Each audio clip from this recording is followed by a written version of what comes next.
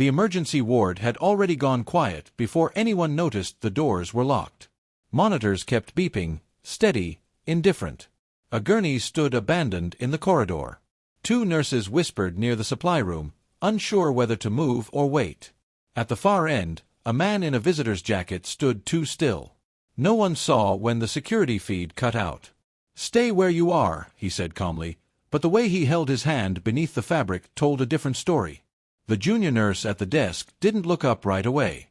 She was charting, slow, precise, like nothing had changed. Someone muttered, "Call security." She finally lifted her eyes. Not alarmed. Not confused. Just measuring. The man stepped closer. Nobody moves. The room listened. But not to him. Because in that moment, without raising her voice, without standing, the nurse spoke one quiet sentence. And everything in the hospital began to shift. They thought she was just another nurse. They were wrong. The night shift in the emergency ward settled into its usual rhythm just after midnight. Monitors traced steady lines. 4 pumps clicked in soft intervals. Fluorescent lights cast a pale, even glow across the floor, flattening everything into routine. It was the kind of quiet that didn't feel peaceful, only controlled. At the central desk, charts were stacked in uneven piles. A half-finished cup of tea had gone cold beside a keyboard. Someone had scribbled a medication adjustment in the margin of a file and underlined it twice, as if emphasis could prevent mistakes. She sat at the far end of the desk. No one had assigned her that seat. It was simply where she had been placed on her first night, and no one had thought to move her since. "Did you check bed 6? One of the senior nurses asked without looking up. "Yes," she replied. "Vitals. Stable." The answer was short. Clear. Enough. The senior nurse nodded, already moving on. No follow-up. No conversation. That was how it usually went. To most of the staff, she was still new. Quiet. Reliable, but unremarkable. She didn't interrupt, didn't volunteer opinions, didn't try to prove anything. In a place where urgency often turned into noise, her silence blended easily into the background. A junior doctor passed by, flipping through a chart. "You're covering triage tonight?" "Yes." He hesitated for a second, as if expecting more.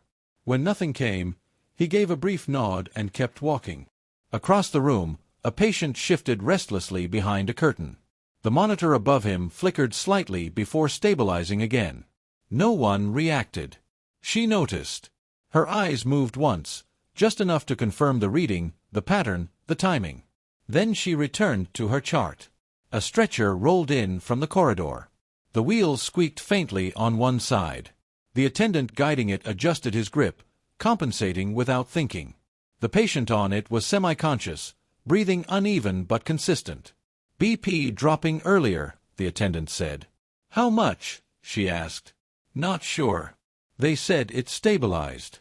She nodded, already reaching for the cuff. Her movements were efficient. Not rushed, not slow. Each step followed the last without hesitation, like something practiced long enough to disappear into muscle memory.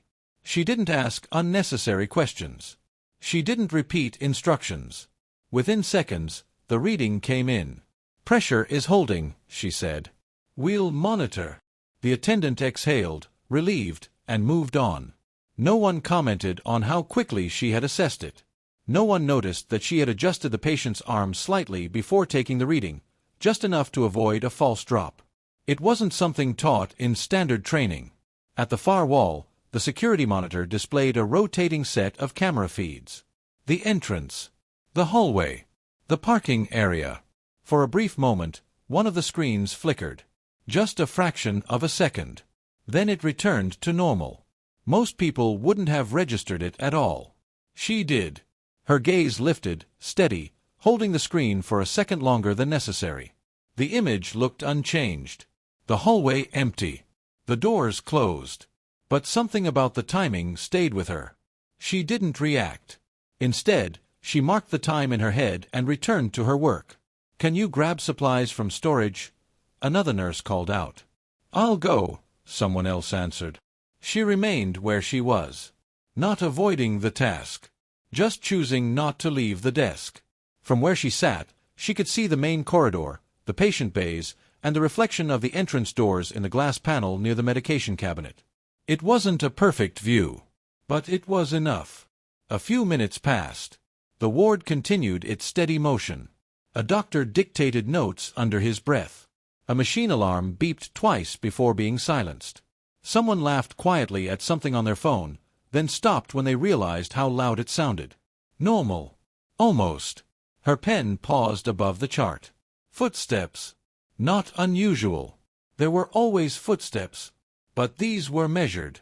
Even. Not hurried, not hesitant. She didn't look up immediately. Instead, she listened. The pattern didn't match the usual flow of staff moving between stations. It was too consistent, too deliberate. She set the pen down. Now she looked. Through the reflection in the glass, she caught a glimpse of movement near the entrance. A figure stepping inside. No rush. No visible urgency. Just controlled entry. Her expression didn't change. At the desk, another nurse sighed. "I swear, nights are worse than days." No one responded. Because nothing had happened. Not yet. But something had shifted. Slightly. Enough that she adjusted her posture, not noticeably, just enough to place both feet flat on the floor. Grounded. Ready. Across the room, the security monitor continued its silent rotation. Entrance. Hallway. Parking. All normal. Except now, she was watching. Not like before. More focused. More precise. As if she were waiting for something to confirm what she already suspected. No alarms had sounded. No one had called for help. The ward remained calm. But beneath that calm, a thin layer of tension had begun to form. Invisible to everyone else. Not to her. She reached for the next chart, flipping it open with steady hands. Routine continued. Because that was what kept people safe. Until it didn't. And when that moment came, she would already be in position. The rhythm of the ward held. It always did, until something forced it to break. A call light blinked above bed 3. Soft. Repetitive. The patient inside shifted under the blanket, restless but stable. A nurse passed by, silenced it, and adjusted the 4 without checking the chart. "Thanks," the patient murmured. She watched the interaction from the desk. Not the action itself, but the sequence. The nurse hadn't logged the adjustment. Not yet. Maybe she would later. Maybe she wouldn't. Small gaps like that were common. But tonight, they were beginning to stack. Her attention moved back to the security monitor. The feed cycled again. Entrance. Hallway. Parking. The flicker from earlier didn't repeat. The image was clean now. Too clean. No static, no lag. Almost as if the system had corrected itself. Or been corrected. "Can you sign off on this?" the junior doctor asked, sliding a file toward her. She glanced at it briefly. "You missed the dosage adjustment." He frowned, scanning the page. "Where?" She tapped once. Precise, exact. "There." He exhaled. "Right. Thanks." He didn't ask how she caught it so quickly. He just took the chart back and walked away. Across the ward, a metal tray clattered slightly as someone set it down too hard. The sound echoed longer than it should have in the quiet. She didn't flinch. Her focus had shifted elsewhere. The entrance. Not directly. Never directly. Instead, she tracked it through reflections. The glass panel. The polished surface of a cabinet. The faint outline visible between movements. The figure who had entered earlier was no longer in the immediate frame. That, more than anything, held her attention. People didn't just disappear in a hospital. Not without passing someone. Not without being seen. Unless they knew where not to be seen. She stood. It wasn't sudden. It didn't draw attention. It looked like routine, just another nurse moving between tasks. "Where are you going?" the senior nurse asked. "Checking supplies," she said. The answer was expected. No one questioned it. She walked toward the supply corridor, her pace even, unhurried. Each step placed carefully, not out of caution, but out of habit. As she turned the corner, the noise of the main ward softened behind her. The corridor was narrower, dimmer.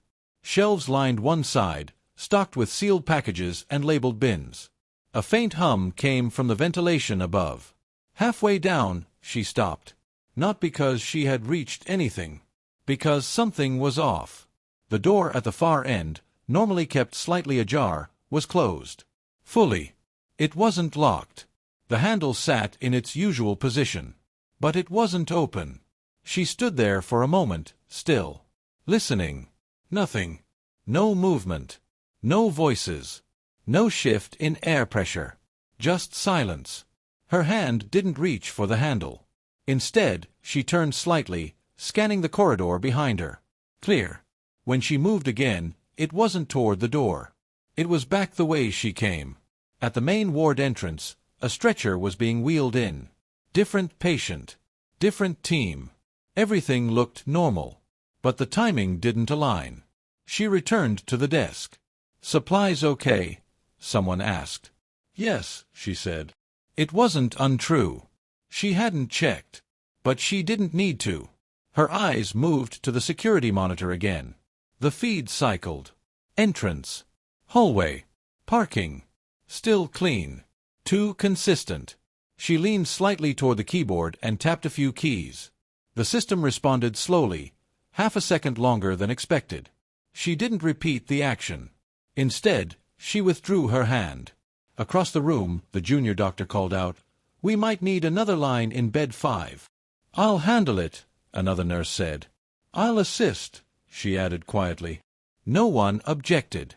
At bed 5, the patient's arm was already prepped. The nurse fumbled briefly with the catheter, adjusting her grip. "Here," she said, stepping closer. She didn't take over immediately. She waited. Watched the angle. The tension in the nurse's hand.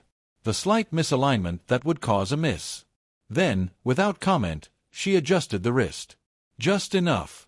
"Try now." The nurse did. This time, it went in clean. "Oh, thanks," she said, surprised. She nodded once. No explanation. No instruction. Just correction. As they secured the line, a voice echoed faintly from the corridor. Not loud. But not part of the usual rhythm either. The nurse beside her didn't react. Neither did the doctor. But she heard it clearly. A single phrase. Too distant to make out the words. But the tone. Controlled. Measured. Not panicked. Not confused. Deliberate. She finished taping the line, her hand steady. "Vitals in 10, she said. Then she stepped back. Her gaze shifted once more toward the entrance. Still nothing obvious. Still no alarm. But the irregularities were no longer isolated. They were aligning. Quietly. Precisely. Like pieces of something forming just beneath the surface. At the desk, the senior nurse exhaled. "Feels like one of those nights." No one disagreed. Because everyone could feel it now. Something wasn't right. They just didn't know what. She did not respond. She simply returned to her seat, picked up the next chart, and continued writing. Calm. Measured. As if the night were still under control. But her posture had changed again. Slightly forward. Attention narrowed. Waiting was over. Now she was preparing. Because whatever was moving through the hospital was not random. And it was getting closer. It started without an alarm. No siren. No announcement. Just the sound of the main entrance doors sealing shut. A low, mechanical thud echoed through the corridor, subtle but final. At the desk, someone looked up. "Did you hear that?" "Probably maintenance," another replied, already turning back to their screen. No one moved. Not yet. She didn't look at the doors directly. Instead, her eyes shifted to the reflection in the glass panel. The entrance was no longer moving. No automatic slide. No intermittent opening. Closed. Locked. Her pen continued across the chart in front of her. Steady. Unbroken. Across the room, a patient's monitor spiked briefly, then settled. A nurse adjusted the leads with mild irritation. "Signal issue," she muttered. "Routine explanations." Routine assumptions. They held for exactly 3 seconds. Then the lights dimmed. Not off. Just lowered, barely perceptible, but enough to change the tone of the room. A few heads turned this time. "That's not normal," the junior doctor said. No one answered him, because at the far end of the ward, a voice spoke. "Stay where you are." It wasn't loud. It didn't need to be. The tone carried. Every conversation in the room stopped, not out of obedience, but because something in the voice cut through the noise of thought itself. She didn't turn immediately. She already knew where he was standing. The visitor's jacket. The measured steps. Now confirmed. The man stood near the center of the corridor, one hand resting just inside the fold of his coat. Not visible, but intentional. A nurse near the supply cart froze. "Sir, you can't be back here." "Don't," he said. One word. Flat. The nurse stopped speaking. The room shifted. Not into panic. Not yet. Into uncertainty. "What is this?" the senior nurse asked, her voice tighter now. The man didn't answer. He took one step forward. Then another. Each movement controlled, deliberate, like he had already decided how far this would go. At the desk, someone reached slowly toward the phone. "Don't," the man said again. This time, he didn't raise his voice. But his hand moved slightly under the jacket. That was enough. The hand froze mid-air. No one needed to see the weapon. The implication held stronger than proof. Silence spread across the ward. Not complete, but close. A machine beeped. Another answered. Life continued in small, mechanical ways. But human movement had stopped. Except for her. She finished the line she was writing. Placed the pen down. Closed the chart. Only then did she look up. Her gaze met the scene without hesitation. She didn't scan. She didn't search. She observed. The man's stance. Weight slightly forward. Dominant hand concealed. Eyes moving, not randomly, but tracking. He wasn't panicking. He wasn't improvising. He was controlling. That mattered. Behind her, someone whispered, "What do we do?" No one answered. Because no one knew. The senior nurse took a cautious step forward. "Listen, whatever you need, we can."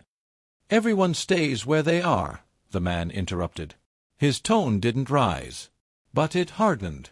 A boundary. Clear. Unyielding. Another nurse began to cry softly.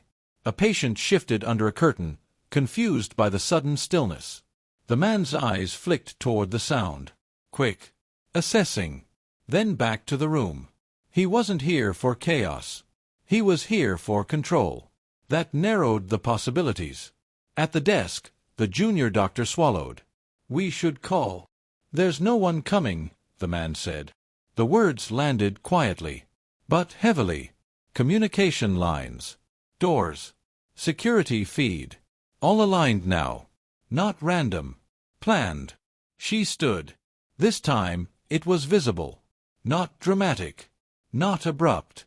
But intentional enough that the man's eyes shifted toward her. For the first time, his attention settled. Not fully, but enough. She didn't move closer. She didn't speak. She simply adjusted her position, slightly to the side, creating a clearer line of sight across the ward. It looked like nothing. It wasn't. From there, she could see every patient bay, every staff member, every possible movement. The man watched her for a moment longer than necessary, then dismissed her. That was his mistake. "Everyone stays calm," the senior nurse said, trying to regain control. No one responded, because control had already shifted, just not in the way anyone understood. The man took another step forward. Phones down. Hands visible. Slowly, reluctantly, people complied. Devices placed on desks. Hands raised or held out. The room obeyed. Except for one detail. She hadn't raised her hands. Not fully. One rested lightly on the edge of the desk. The other remained at her side. Relaxed. Unthreatening. But ready. The man noticed. A brief pause. A calculation. Then he moved on. Still not seeing. Still not understanding. Across the ward, the lights dimmed once more, just a fraction. Enough to deepen shadows. Enough to reduce visibility in the corners. She registered it instantly. Not as a problem. As an adjustment. Her breathing remained even. Her posture unchanged. But internally, something had shifted. Observation was over. Preparation complete. Now came timing. The room waited. Held in a fragile stillness. Every second stretching longer than it should. Every movement carrying weight. And at the center of it, a man who believed he controlled the situation. And a nurse who had already begun to take it from him. Quietly. Precisely. Without a single raised voice. The silence in the ward was no longer natural. It had weight now, compressed, intentional, enforced. Even the machines seemed louder inside it. The steady beep of monitors, the soft hiss of oxygen lines, the distant hum of ventilation, all of it became sharper, as if the room had lost its buffer. The man in the visitor's jacket had not moved far. He didn't need to. Control, for him, was not distance. It was attention. And attention stayed where he placed it. "Line up," he said quietly. No one responded immediately. Then a chair scraped back. Slow. Reluctant. A nurse near the medication cart stood first. Not because she wanted to, but because hesitation had already begun to feel dangerous. One by one, others followed. The ward shifted into formation without instruction, only pressure. Except for her. She remained where she was. Still at the central desk. Still seated. The man noticed. This time, he didn't ignore it. He took a step closer. "You," he said. Not a question. A designation. The room tightened again.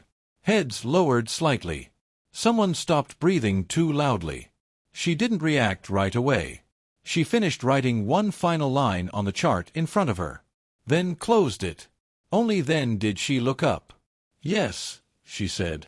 "Calm. Even. Not submissive. Not defiant. Just present." The man studied her for a moment. Long enough for others to feel it. "You're not following instructions."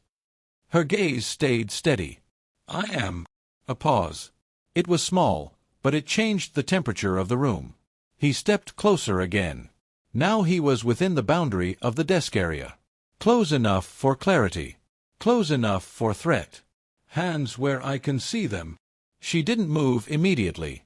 Instead, her eyes shifted briefly, not to him but past him. To the corridor behind. To the angle of the supply room entrance. To the reflection on the glass panel beside the cabinet. Then back. "Patients in Bay 4 are unstable," she said. No emotion. Just fact. A silence followed. Not confusion. Calculation. The man glanced briefly toward Bay 4. A mistake in timing. Only a fraction of a second. But enough. A nurse near the corridor flinched at the movement. That was all it took. "Stay still," he said sharply, turning back. His control was thinning. Not breaking. But adjusting. He was beginning to divide attention. That mattered. She noticed immediately. Still seated, she shifted slightly in her chair. Not away from him. Toward the ward. Opening her line of sight. Expanding awareness. A doctor whispered, "Just comply." She didn't look at him. Her attention stayed forward. The man took another step. Now fully inside the central workspace. Too close for comfort. Too committed to retreat easily. "Last warning," he said. The room froze again. Even the monitors seemed quieter for a moment, as if waiting. She finally stood. Not quickly. Not dramatically. Like someone responding to a routine request. But when she stood, something changed in the room's geometry. Her position was no longer passive. It was central. Balanced. Visible to everyone. The man narrowed his eyes slightly. That shift in posture registered. But he didn't understand it yet. "Sit down," he said. She didn't. Instead, she adjusted her gloves. A small motion. Precise. Almost habitual. "You're not staff," he said. A statement now. Testing. She met his gaze fully for the first time. I am, she replied. Simple. Unemotional. The man's hand moved slightly under the jacket again. A reminder. A threat. The room reacted instinctively. Subtle shifts, tightened shoulders, lowered eyes. But she didn't. Her attention moved past him again. To the far side of the ward. To the reflection of the entrance door. Still sealed. Still controlled externally. Then to the ceiling corner camera. Inactive. Or appearing to be. She exhaled once. Quiet. Measured. The man stepped closer again, reducing the distance between them to a few feet. On your knees, he said. A ripple went through the room. Fear sharpened. But she didn't respond to the command. Not directly. Instead, she said something that didn't belong in his sequence. Bay 4 is dropping pressure. It wasn't loud, but it was exact. The words landed in the space between commands.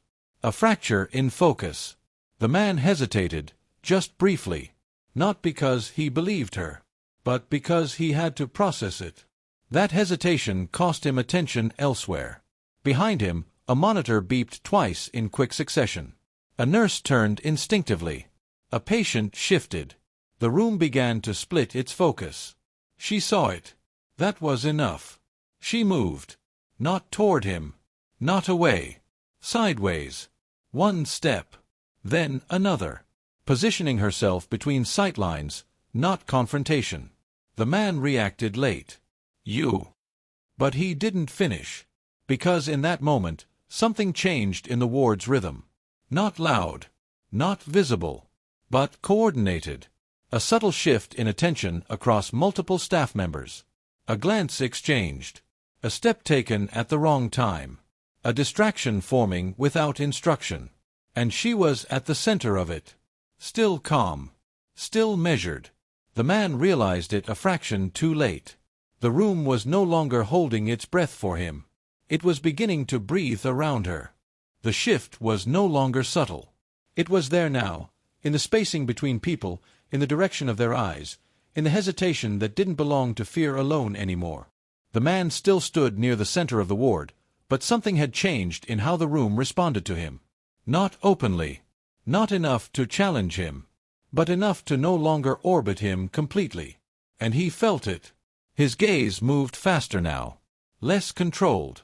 You, he said again, pointing slightly, this time not at her alone, but at the room. No one moves unless I say.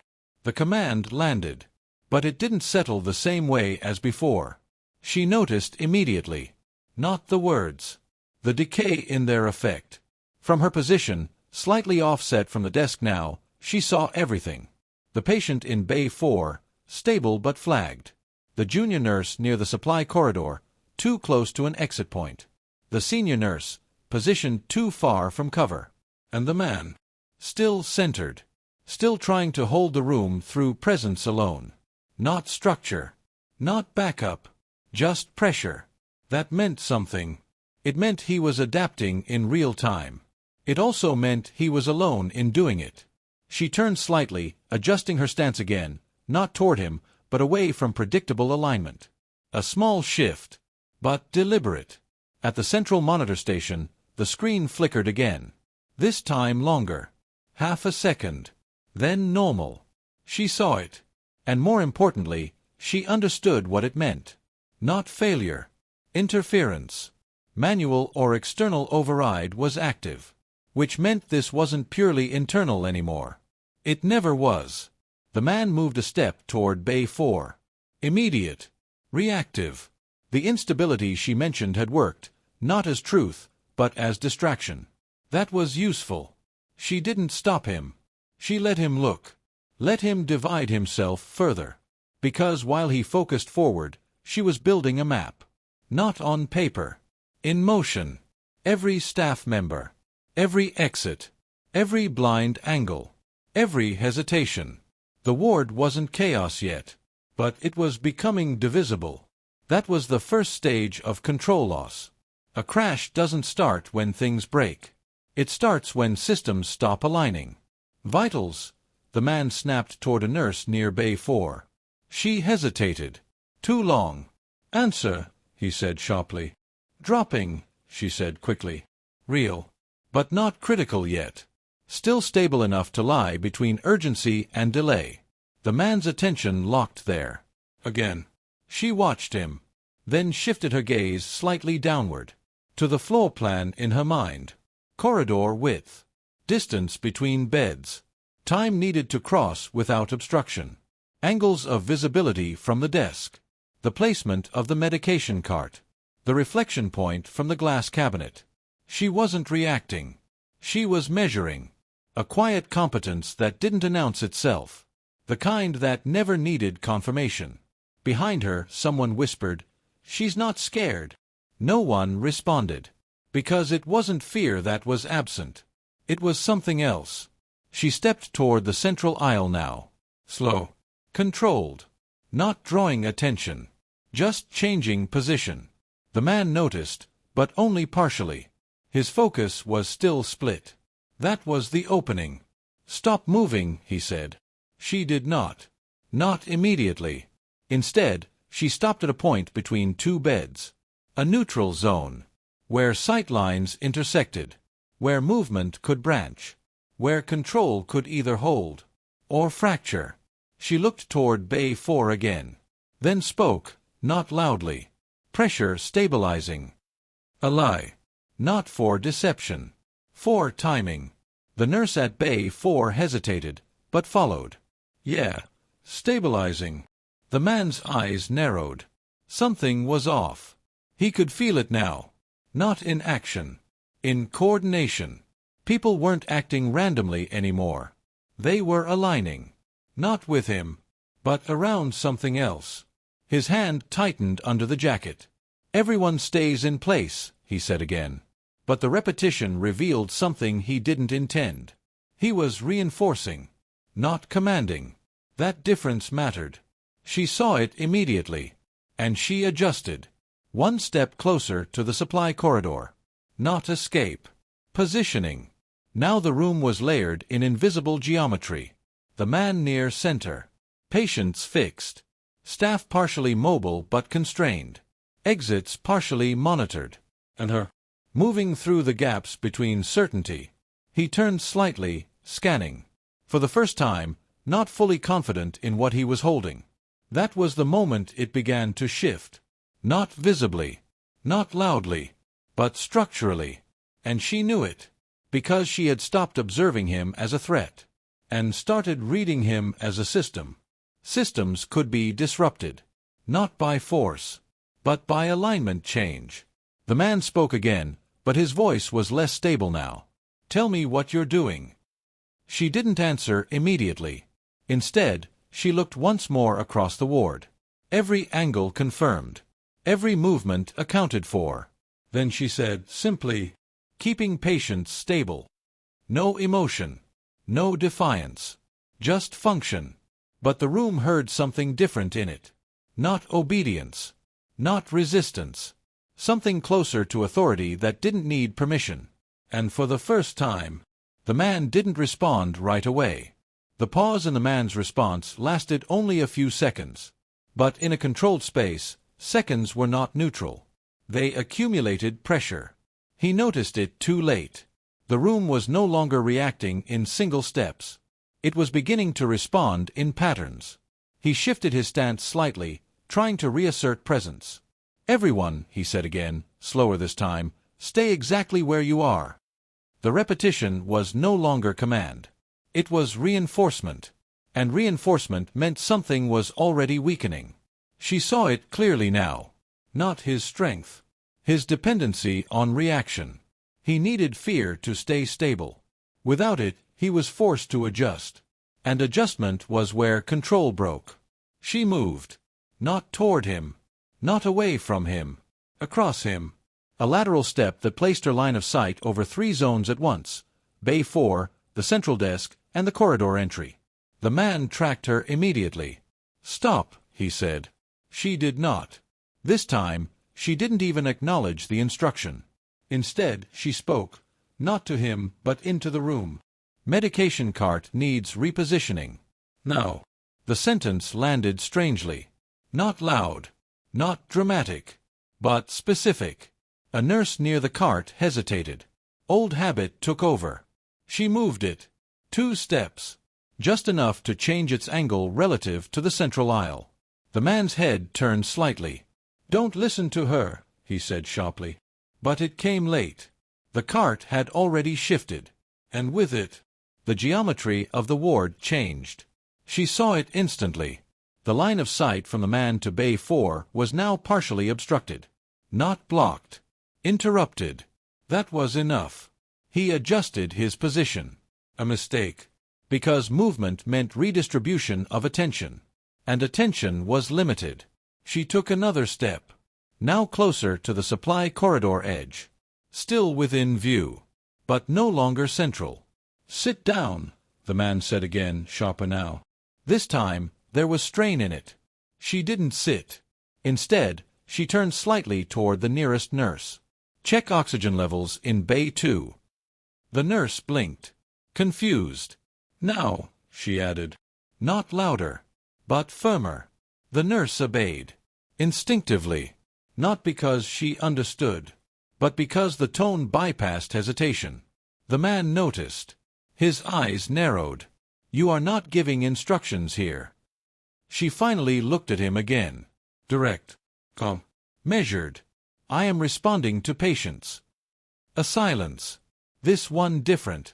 He was no longer simply controlling the room. He was now evaluating it. And losing time doing so. Behind him, a monitor beeped again. Twice. Closer together. Another nurse glanced at it. Then another. Small reactions. Shenable. She watched the pattern form. That was the shift. Not authority. Coordination. He took a step toward her. Now closer than before. Too close for comfort. "You think you can redirect this," he said quietly. Not a question. An assumption. She didn't answer immediately. Instead, she looked past him again. To the reflection on the glass cabinet. To the corridor beyond. To the slight movement of staff adjusting without instruction. Then back. "I am not redirecting anything," she said. A pause. Then, "I am stabilizing it." The man's expression tightened. For the first time, uncertainty entered his control cycle. Not fear. Disruption. Because stabilizing meant structure. And structure meant he was no longer the only one shaping outcomes. He moved again. Faster now. Trying to close the distance between authority and compliance. "Enough," he said. But his voice was losing consistency. Too many interruptions. Too many shifts in attention. She saw it. And acted. Not toward him. Away from him. A single step backward, but angled. Opening the corridor line. The man followed instinctively. That was the mistake. Because he had moved into her intended field of control. Not his. Now, for the first time, she raised her voice slightly. Not loud, but enough. "Bay 4, prepare suction." The nurse there reacted immediately. Without thinking. The man turned sharply.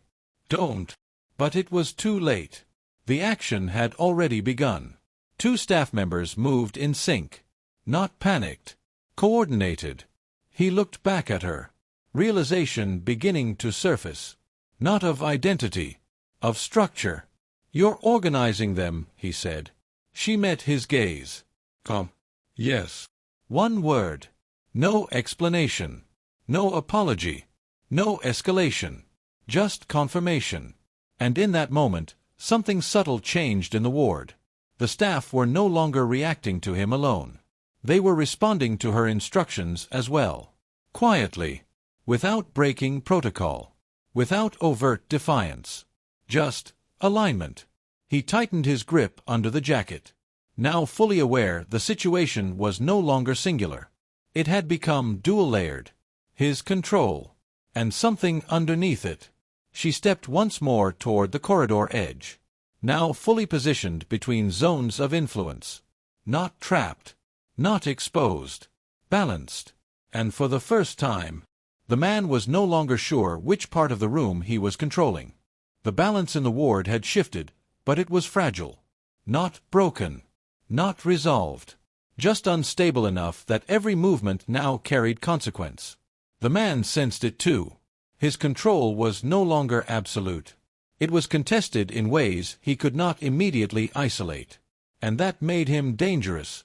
He moved toward Bay 4 again. Faster this time. Direct. "Step away from them," he said sharply. Two nurses instinctively froze. The patient in Bay 4 shifted, breathing uneven but still stable. She saw the trajectory immediately. If he reached the bed, the room would collapse back into fear-based reaction. Not because of force, but because of attention reset. She stepped in first, not blocking him physically, positioning herself between his line of sight and the patient. The man stopped. "Move," he said. She didn't. This time, there was no ambiguity in her stance. Not aggression. Not defiance. Just controlled obstruction. The ward held its breath again. But now the silence was different. Before, it had been imposed. Now, it was waiting. She looked toward Bay 4 briefly, then spoke.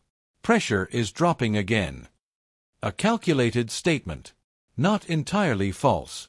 Not entirely urgent. Just enough to force response prioritization.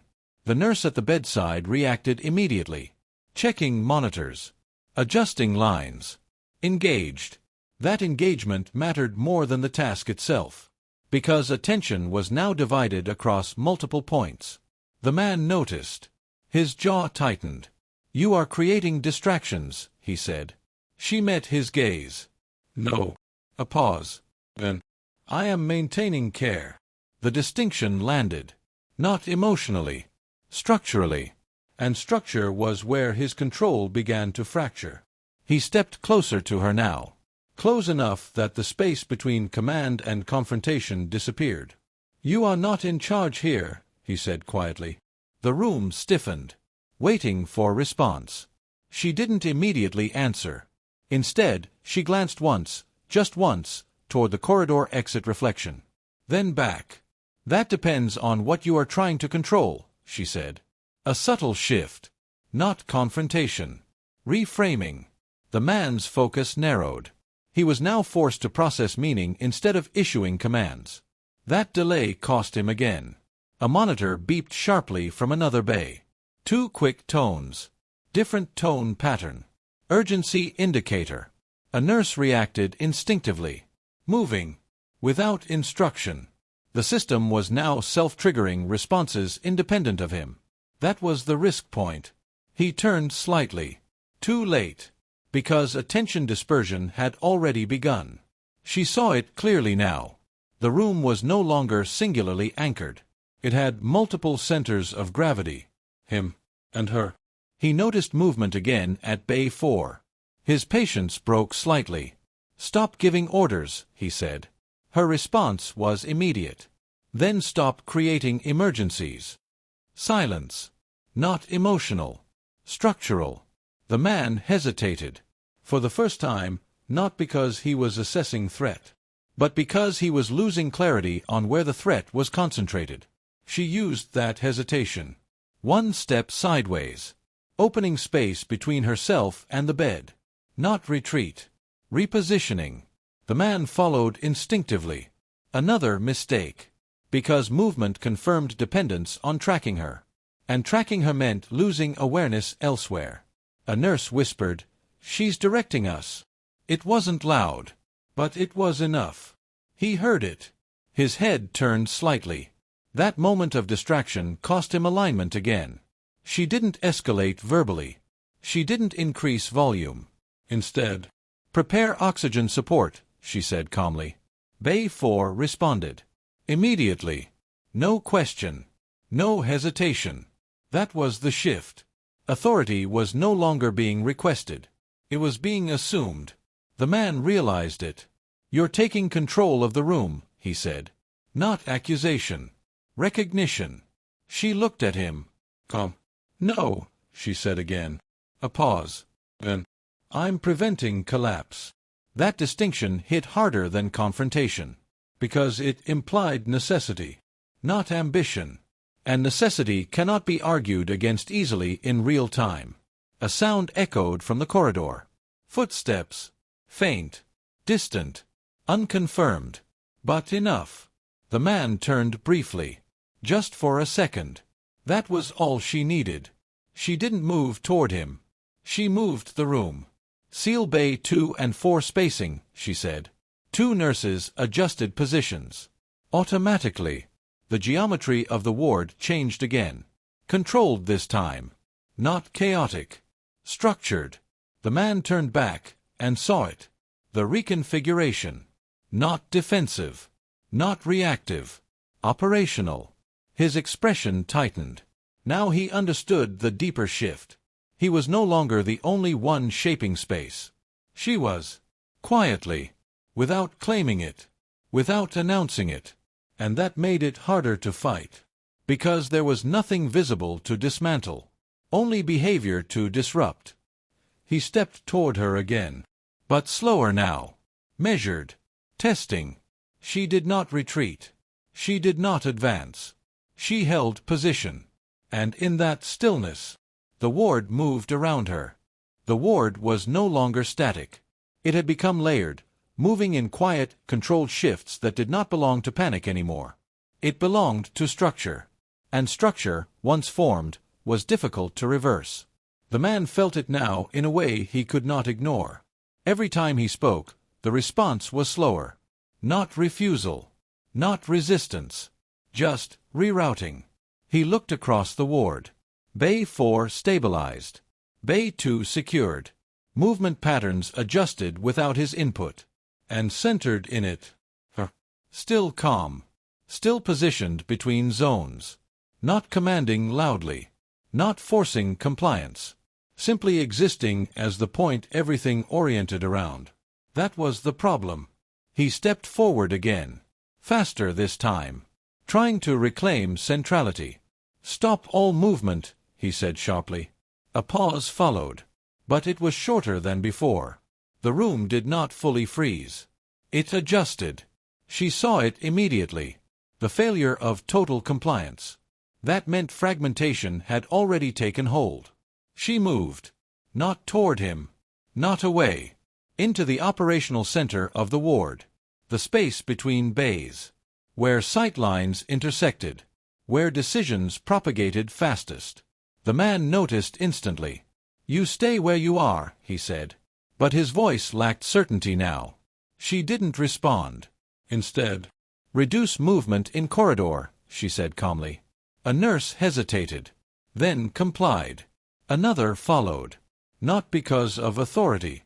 Because of clarity. The man turned sharply. "Do not listen to her," he said. But the instruction now collided with established behavior. The room hesitated between 2 signals. That hesitation was new. And dangerous. She continued. "Patient stabilization protocol, execute." It wasn't a formal code. But it was structured language. And structure carried weight in clinical environments. The staff reacted. Not uniformly. But predictably. That predictability mattered more than obedience. The man realized it too late. "You are organizing them against me," he said. She finally looked directly at him. Calm. Unshaken. "No," she said. A pause. Then, "I am organizing them around the patients." The distinction hit deeper than before. Because it removed him from the center of logic. And placed him outside necessity. He stepped closer again. Now within direct proximity. Too close for comfort. "You think this is control," he said quietly. She didn't move back. "No," she replied. A breath. Then, "This is containment." That word changed the atmosphere. Containment implied boundaries. Structure. Limits. Not confrontation. Management. The man's eyes tightened. He was losing the frame of the situation. Not physically. Conceptually. And that was more dangerous. A monitor beeped sharply from Bay 2. Then again. 2 nurses moved instantly.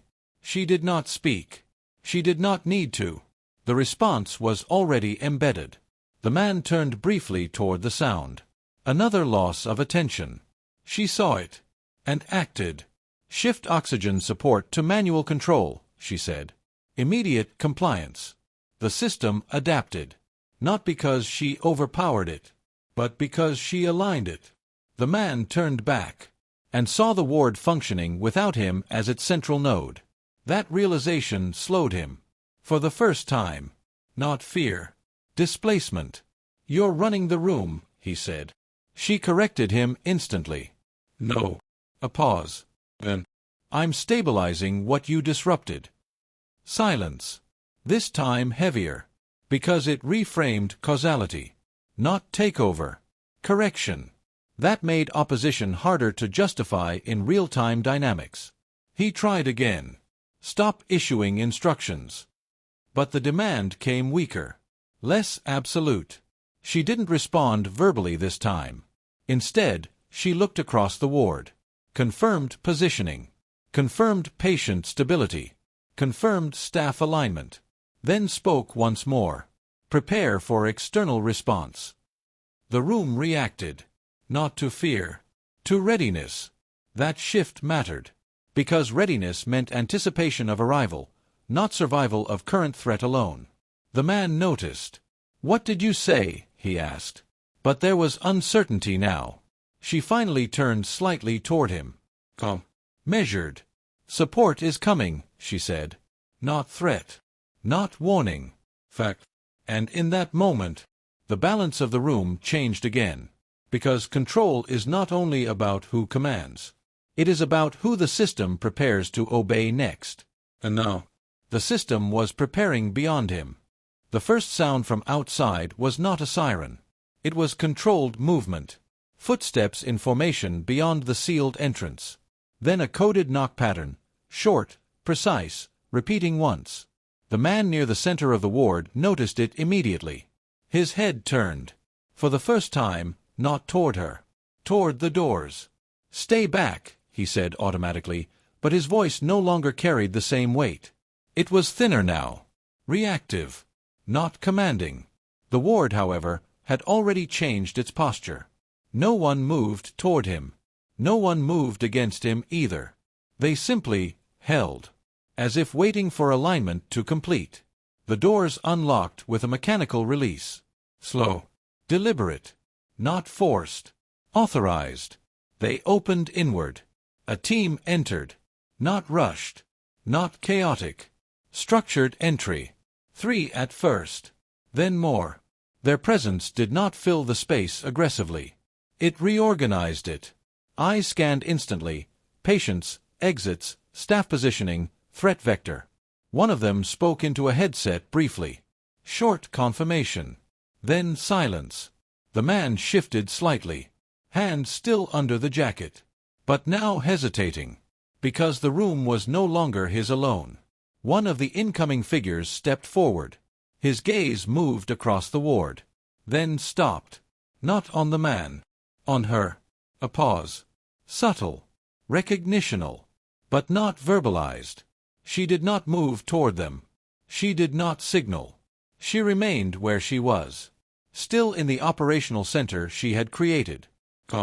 Controlled. The incoming team began securing positions. Not aggressively toward staff. Around them.